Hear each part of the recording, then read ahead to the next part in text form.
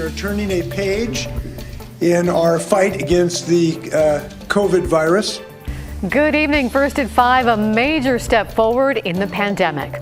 Oregon and Washington announced at the end of next week, mask requirements will be lifted in indoor public spaces, including K-12 schools. It's a big step. Now, both states had already announced they lift the mask mandate sometime later in March, though improving case numbers and fewer people hospitalized encourage leaders to move that up. Our Mike Benner with the details.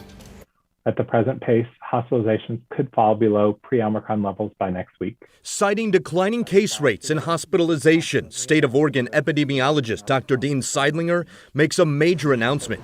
Mask requirements in indoor public places, including K-12 schools, will be lifted March 12th, a week earlier than the state previously announced. Some communities may still be in that red level, so we would encourage those local leaders to look at where they are as a community and to make decisions about potentially continuing masks or other things that can help reduce transmission in those communities. We are turning a page in our fight against the COVID virus. Washington Governor Jay Inslee making the same announcement in Washington. The statewide mask mandate will be lifted at the end of next week, same as Oregon. We can do this because we are significantly declining the activity of the virus in our state.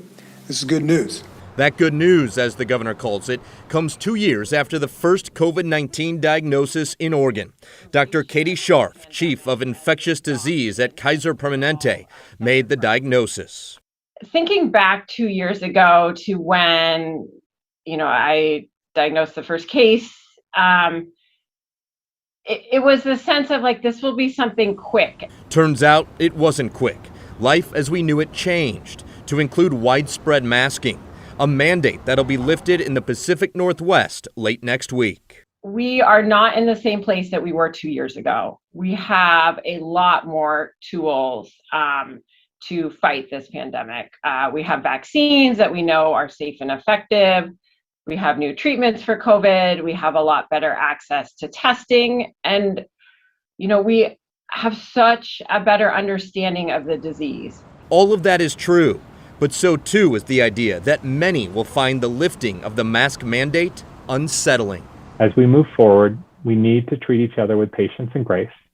Based on our own risk factors and circumstances around us, many will continue to wear masks and take other precautions. We need to support each other in our choices.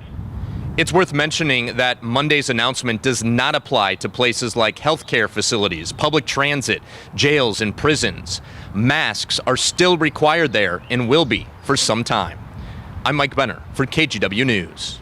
And as we head into the next chapter of this new normal, that means rent is due. Now, here's what we mean. Starting Tuesday, Oregon landlords can begin to collect any missed rent and also start the eviction process. Now, the state's COVID-related eviction moratorium expired last summer, though renters were given an extension until today. What a wet and windy start to our work week, right? We're really seeing the rain coming down and a few trouble spots around town. As you can see here, a tree fell into a house and car in northeast Portland this morning, also taking some power lines down with it. There are no reports of any injuries. Also, a huge rock blocked 99E just south of Oregon City after it fell into the road. It closed things down for a while, but the road is back open now. But the rock caused significant damage, check that out, to that semi-truck. Chief Meteorologist Matt Zaffino is here now with a weather update in our first forecast. Matt, you said it was going to be wet. You weren't kidding. What a turnaround. It's amazing because a week ago we had temperatures in the valleys in the teens, and we're talking about a freezing level down at sea level and all that, and it was cold and it was dry. Not anymore. It is warm, it is wet. This is Astoria, and I don't know if you can see it or not, but right there you can just barely make out the Astoria-Megler Bridge. I've been looking for it all day, and it's the first time I've even caught a glimpse of it. 53 south winds at 22 miles an hour. The rain continues at the coast, but here in the valleys, it's actually let up quite a bit. And we are not under any kind of flood warnings or advisories in the valley. There are some coastal rivers like the Wilson River that are under flood warnings, and the entire Coast Range is under a flood warning because of that. And then there's a flood watch to our north, the northern stretches of Clark County and up to Cowlitz County, that white area. For the Washington Cascades, that is an avalanche warning. See many more watches and warnings in Washington. All those dark green polygons are flood warnings for the individual rivers up that way, as they've seen some really heavy rain. You can tell by Doppler radar, the focus of it is all just to the north of Portland, north and west. We're on the ragged edge, and to our south, it's really dried out a bit. At least it's not raining hard, if at all, for the last couple of hours. Some of these rainfall totals, though, super impressive. And this is just 24 hours, okay? Huckleberry Ridge, it's in the Willapa Hills of southwest Washington, 6.54 inches of rain. Lee's Camp in the Oregon Coast Range, over 6 inches of rain there. Tierra del Mar on the coast, over 6.5 inches of rain. June Lake, south side of Mount St. Helens. And then Bull Run has had over 3 inches of rain. In Portland and throughout the metro, it's generally been a little over or around 1.5 inches of rain. Not record rainfall for the day, but certainly healthy. And the rain will continue tomorrow and then again on Wednesday. Finally, it backs off and we get cooler weather and some mountain snow beginning on Thursday. So more on that and the rest of the rainfall totals in just a bit. Laurel, stay dry. Thank you, Matt. Another weekend of gun violence in Portland has left 2 people dead. For perspective here, in just the first 2 months of this year alone, we've seen 19 homicides. Kyle Liboshi joins us live in the newsroom. Kyle, I know you and your team have been keeping very close track after that record we set last year.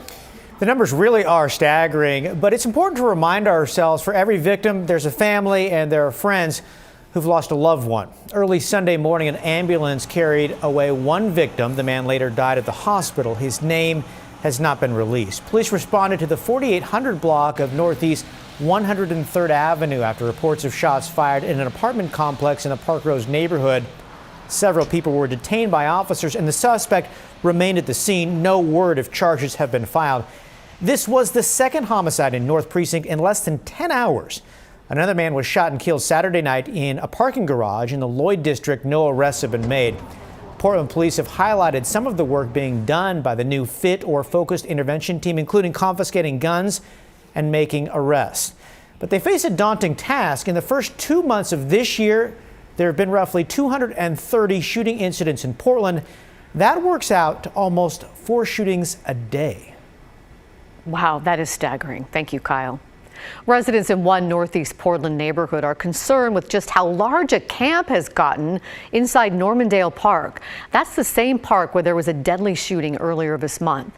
The camp quickly grew right after the shooting, and as Joe Ranieri reports, neighbors have no idea how to stop it from growing. This camp behind me here at Normandale Park in Northeast Portland has been growing for about a week now. What we don't know, though, is who's behind it and just how much longer it's going to be here. Neighbors who live around the park who didn't want to go on camera tell me people started camping here a day after a deadly shooting. Earlier this month, demonstrators gathered at the park for a racial justice rally. The demonstration turned violent when prosecutors say Benjamin Smith came out of his nearby apartment and got into an argument with protesters. They say Smith shot and killed Jew Knightley, whose nickname was T-Rex. Several others were injured during the shooting. Now, a large memorial for the 60-year-old continues to grow inside the park along the camp. What we don't know is who's staying at the park and who's behind keeping the camp going. When we were out here earlier Monday, we saw someone trying to keep warm by this fire, something you can't do in a city park. The building in the middle of the park there is covered in graffiti, and just last week, someone dropped off a couple of porta potties that are now covered in graffiti. Residents say they have seen anywhere from 10 to 15 people camping at the park.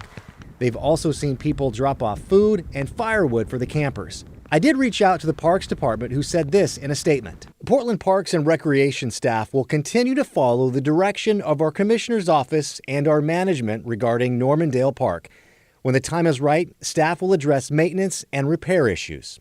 I have reached out to the city of Portland to see if they have more to say about this park. So far, I haven't heard back from them. In Northeast Portland, Joe Ranieri, KGW News.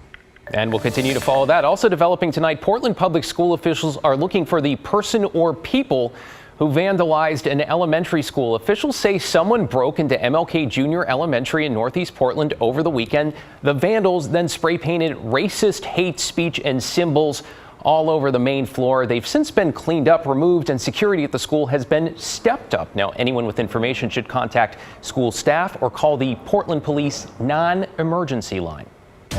In the Russian invasion of Ukraine, Ukrainian President Volodymyr Zelensky says Russia is intensifying its attack. This comes as Ukrainian officials push for a ceasefire in talks with a Russian delegation today. Zelensky didn't provide details about the talks themselves, but said he believes Russia is trying to force his government into making concessions. Meantime, the United Nations General Assembly held its first emergency meeting in decades to condemn the Russian aggression and seek peace. The world is showing support for Ukraine, both in the form of sending weapons and increased economic sanctions against Russia. Russia's currency has cratered in recent days. What everybody should be doing around the world is taking steps to reduce the rhetoric, reduce the tension. If Ukraine does not survive, we cannot be surprised if democracy fails next. In Washington, D.C., lawmakers are considering a Biden administration request to send roughly $6.5 billion to Ukraine in military and humanitarian aid. NBC Nightly News will have a lot more on the Ukraine situation coming up here at 5:30. You can also find the latest anytime on KGW.com.